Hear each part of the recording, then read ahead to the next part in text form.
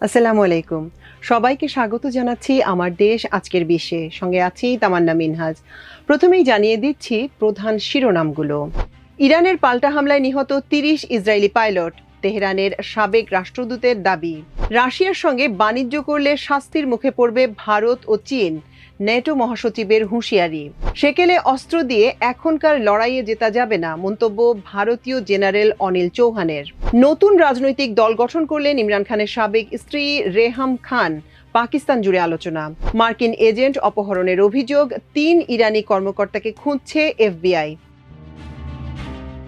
চলুন দর্শক জেনে নেওয়া যাক বিস্তারিত।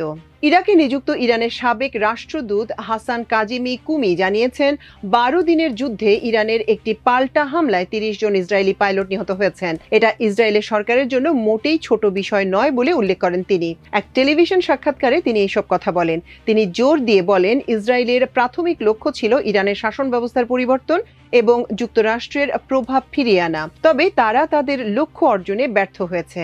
কুমি বলেন, এটি দখলদার ইসরায়েলি শাসনের জন্য কোনো ছোট ঘটনা নয়।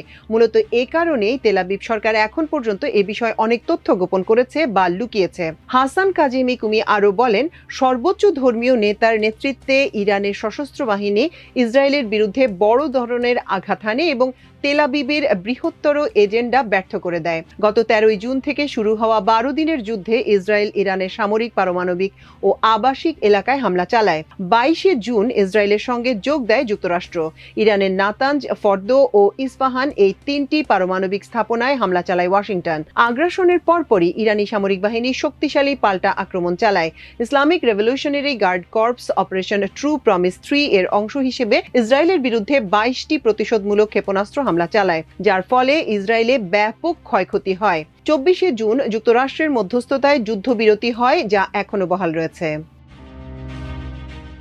ব্রাজিল, চীন ও ভারতের মতো দেশগুলো যদি রাশিয়ার সাথে ব্যবসা চালিয়ে যায় তবে তাদের উপর ১০০% নিষেধাজ্ঞা জারি হবে, সতর্ক করে দিলেন নেটো মহাসচিব মার্ক রুট। মার্কিন প্রেসিডেন্ট ডোনাল্ড ট্রাম্প ইউক্রেনের জন্য নতুন অস্ত্র ঘোষণা করার এবং ৫০ দিনের মধ্যে শান্তি চুক্তি না হলে রাশিয়ান পণ্য আমদানিকারকদের উপর ১০০% সেকেন্ডারি শুল্ক আরোপের হুমকি দেওয়ার পরের দিন মার্কিন কংগ্রেসের সেনেটরদের সাথে বৈঠকে রুট এ মন্তব্য করেন। রুট সাংবাদিকদের বলেন, ট্রাম্পের সঙ্গে দেখা করে তারা শুল্ক সংক্রান্ত নতুন পদক্ষেপগুলোতে একমত হয়েছেন। এই ইস্যুতে ৩ দেশের নাম করে রুট বলেন, ভারতের প্রধানমন্ত্রী, চীনের প্রেসিডেন্ট এবং ব্রাজিলের প্রেসিডেন্ট, আপনারা যদি রাশিয়ার সঙ্গে বাণিজ্য চালিয়ে যান, ওদের থেকে তেল ও গ্যাস কেনেন, সেক্ষেত্রে আপনাদের উপর ১০০% নিষেধাজ্ঞা জারি করা হবে। এটি আপনাদের উপর খুব খারাপ প্রভাব ফেলবে।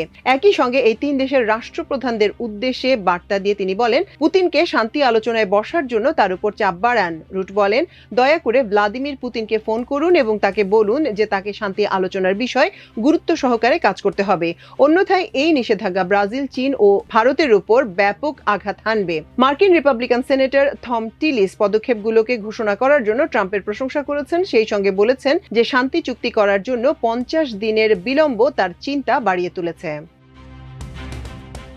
সেকেলে অস্ত্র দিয়ে এখনকার লড়াইয়ে জেতা যাবে না বলে মন্তব্য করেছেন ভারতের chief of defence staff general Anil Chauhan.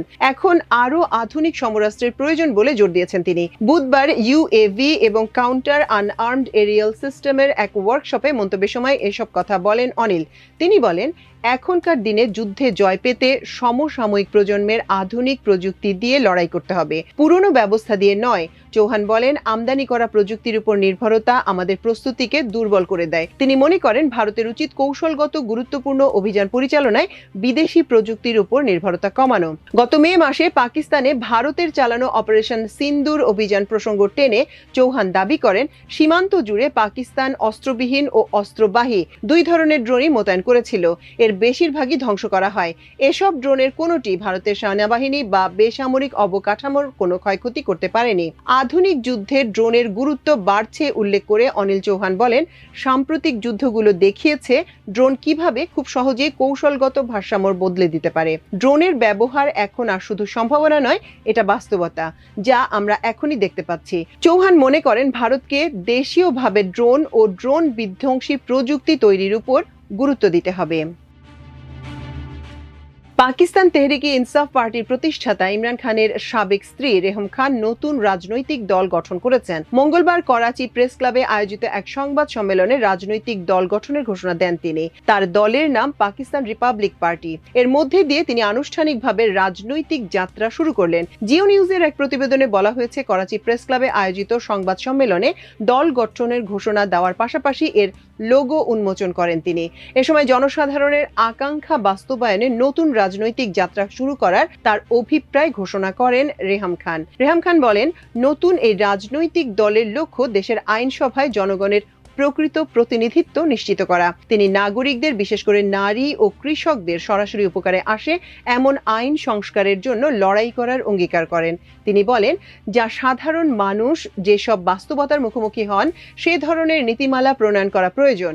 তিনি বর্তমান সরকারের শাসন ব্যবস্থার সমালোচনা করে বলেন, পুরো পাকিস্তান তার নির্বাচনী এলাকা। রেহম জোর দিয়ে বলেন যে তার আন্দোলন কেবল রাজনৈতিক নয়, বরং পাকিস্তানের জনগণের জন্য আশা, মর্যাদা ও প্রতিনিধিত্ব পুনরুদ্ধারের একটি জাতীয় লক্ষ্য।